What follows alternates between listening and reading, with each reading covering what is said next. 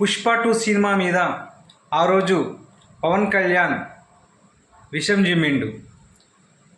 Pushpa 2 cinema వల్ల అందరూ గంధపు చెక్కల స్మగ్లర్ లెక్క తయారు కావాలన్నా ఆ సినిమా ఇస్తున్న సందేశం ఏంటిది అన్నట్టు మాట్లాడాడు. నిజమే. మరి ఒకరికి నీతి చెప్పేటప్పుడు నువ్వు కూడా అదే ఫాలో అవ్వాలి కదా.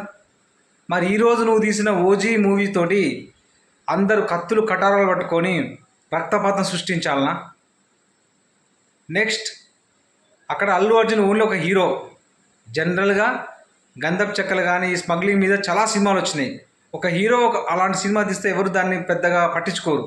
కానీ నువ్వు ఒక బాధ్యతమైన పదవిలో ఉండి ఉప ముఖ్యమంత్రి స్థాయిలో ఉండి నువ్వు ప్రమోషన్ ఈవెంట్లనే కత్తులు కటారాలు పట్టుకొని మొత్తం తిప్పుతుంటే మరి దాన్ని చూసి నీ ఫ్యాన్స్ కూడా కత్తులు పట్టుకోమంటావా?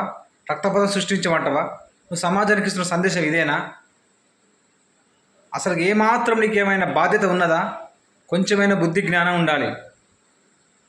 ఒక రాజ్యాంగమైన ఒక ఒక బాధ్యతమైన పదవిలో ఉండి ఒక స్టేట్ని రిప్రజెంటేటివ్ చేసుకుంటా నువ్వు కత్తులు కటారాలు పట్టుకొని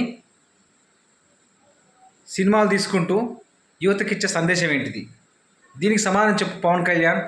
ఒకరి మీద విషయం చెప్పడం కాదు, నువ్వు ఫస్ట్ కరెక్ట్గా ఉండడం నేర్చుకో.